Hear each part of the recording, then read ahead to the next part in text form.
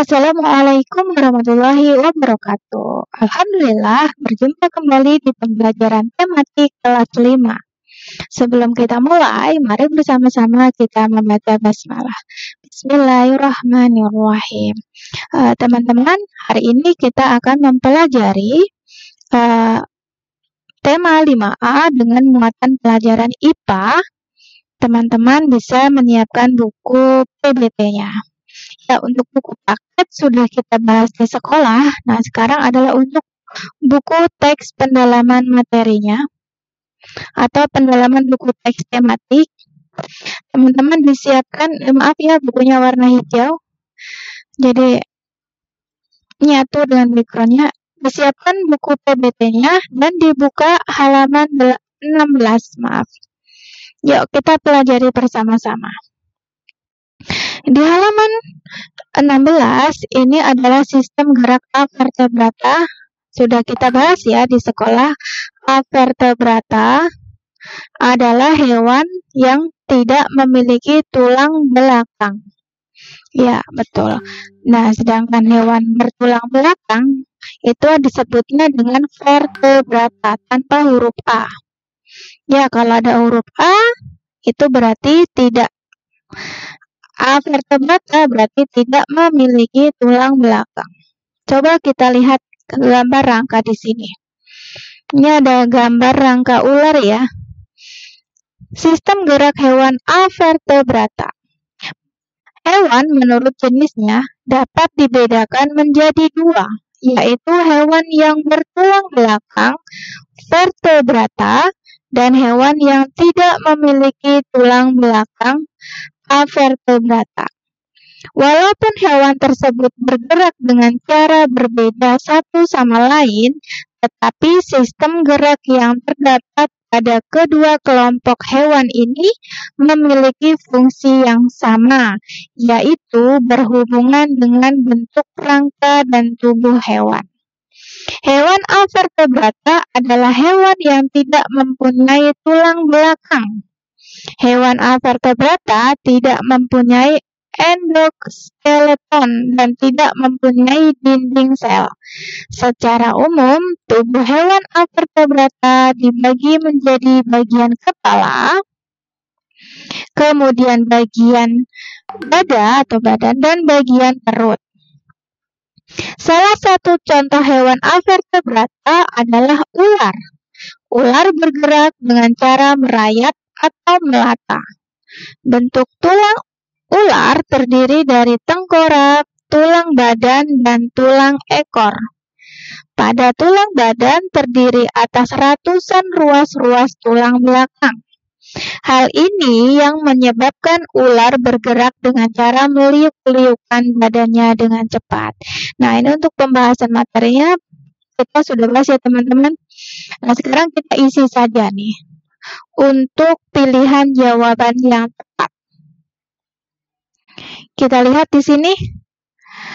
Nomor 1, hewan yang tidak bertulang belakang disebut, ya ini ya Bu Pras tulis, nanti teman-teman yang tulis, ini nomor 1. Disebut avertebrata, betul. Sistem gerak pada hewan berhubungan dengan sistem geraknya itu berhubungan dengan rangka.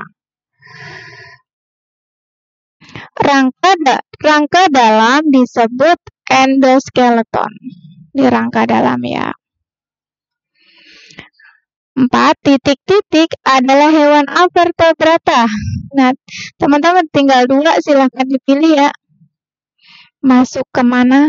Diisi sendiri. Untuk sisanya tahu berarti apa? Belalang ya. Belalang tidak mempunyai tulang belakang.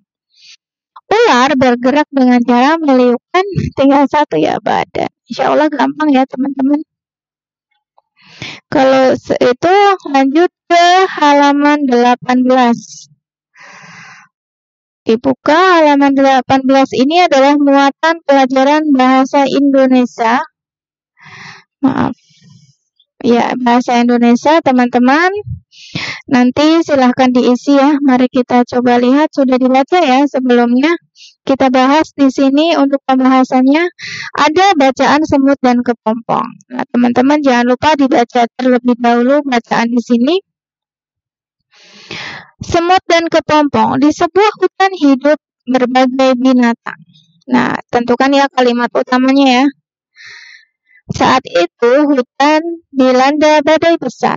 Banyak hewan tidak dapat menyelamatkan diri kecuali semut karena berlindung dalam tanah.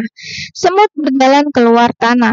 Semut melihat seekor kepompong yang tergeletak di dahan daun yang patah.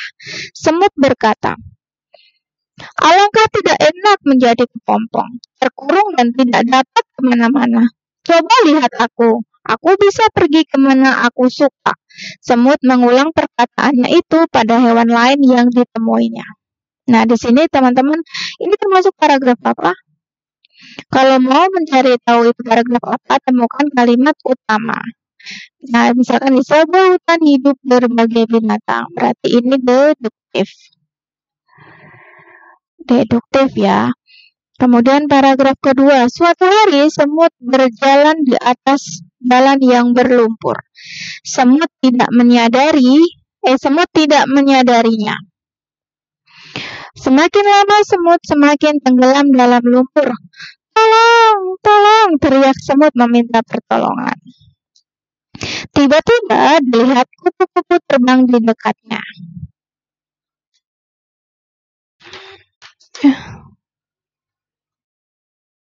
Teman-teman dibaca ya. Ya, dilanjutkan membacanya. Tiba-tiba dilihat kupu-kupu terbang di dekatnya. Kupu-kupu pun menolong semut. Ternyata kupu-kupu tersebut adalah kepompong yang dahulu diejek semut. Kepompong itu telah berubah menjadi kupu-kupu yang dapat terbang kemanapun ia suka. Peristiwa itu pun menyadarkan semut bahwa setiap makhluk diberikan kelebihan dan kekurangan oleh Yang Maha Kuasa.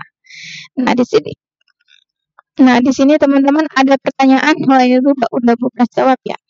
Siapakah yang selamat dari badai di hutan? Ketika badai di hutan itu yang selamat adalah siapa? Semut, silakan ditulis.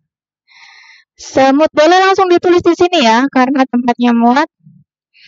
Kemudian yang kedua, apa yang dilihat semut ketika berjalan? Yang dilihat semut ketika berjalan adalah kepompong. Betul jawabannya? Kemudian, di manakah semut tenggelam? Semut tenggelam itu di atas jalan yang berlumpur. Jalan yang berlumpur boleh.